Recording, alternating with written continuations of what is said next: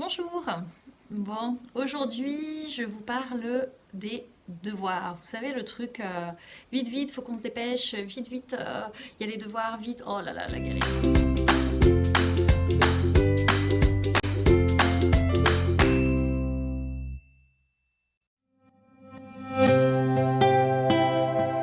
Donc aujourd'hui, on parle des devoirs. Déjà, juste quand on entend le mot, les devoirs, vous voyez combien ça peut être angoissant, stressant. Ça peut aussi développer une forme de refus. Et c'est souvent quand même dans les familles des choses, ces devoirs qui viennent scléroser des relations, etc.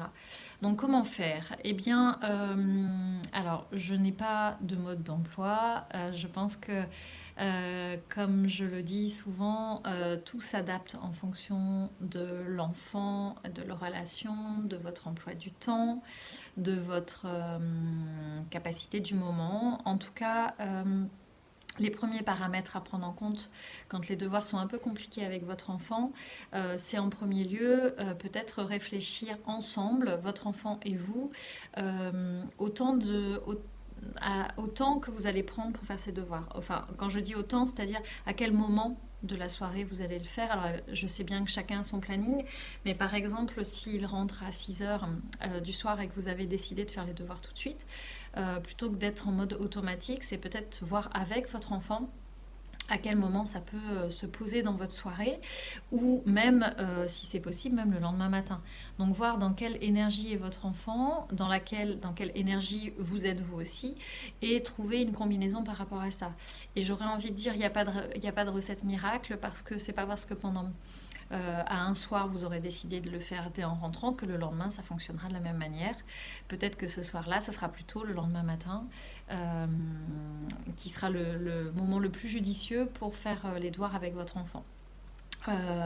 Donc choisir le temps que vous allez prendre pour faire ces exercices. On peut aussi vraiment le ramener à son choix. C'est-à-dire que c'est aussi un choix de sa part de les faire ou de ne pas les faire, ou de les faire à sa manière, en le remettant face à ses responsabilités. C'est-à-dire que s'il choisit de ne pas faire les devoirs, eh ben, il va se passer des choses à l'école. Donc c'est aussi le remettre face à sa responsabilité de choix, le mettre toujours au cœur de ce choix-là, en sachant que en fonction des choix qu'il fait, il aura voilà, des résultats différents. Et donc ça demande en tant que parent aussi de lâcher complètement toutes les attentes que vous pourriez avoir par rapport à ces devoirs-là. C'est vraiment aussi vous reprendre votre posture et le choix que vous avez là-dedans. Souvent, on sent vraiment qu'il y a une obligation de toutes parts, c'est-à-dire que ça n'amuse pas les parents, ça n'amuse pas les enfants. Donc, c'est comment vous pouvez remettre de l'amusement, de la flexibilité dans tout ça.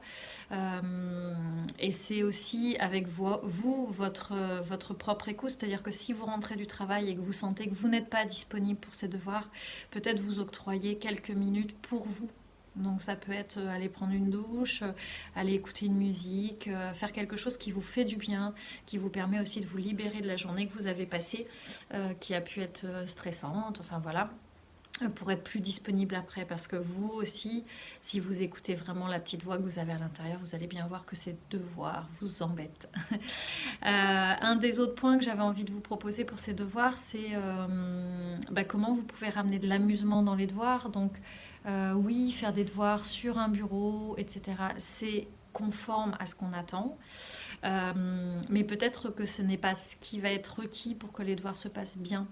Donc, et pourquoi pas les faire par terre, pourquoi pas les faire sur le lit, pourquoi pas les faire sur la table du salon. Euh, voilà, amusez-vous à trouver aussi des solutions qui vont être adéquates et agréables. Aussi pour le corps, parce que le corps a besoin de bouger et que votre enfant a été posé une grande partie de la journée dans une salle de classe, donc il a besoin aussi de bouger.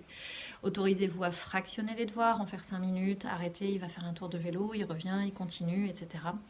Amenez vraiment de la liberté dans votre manière de proposer les devoirs. Voilà. Est-ce que j'avais autre chose à vous dire? Oui, puis vous pouvez amener le jeu, c'est-à-dire que peut-être plutôt que faire les devoirs d'abord sur un cahier, pourquoi pas le faire sur un tableau avec des crayons Velleda? Pourquoi pas écrire sur les fenêtres? Il y a des crayons qui existent pas qu'à sur les fenêtres. Pourquoi pas les faire avec des Playmobil s'il y a une leçon d'histoire à apprendre? Enfin, appelez aussi votre créativité pour amener du ludique dans ces devoirs.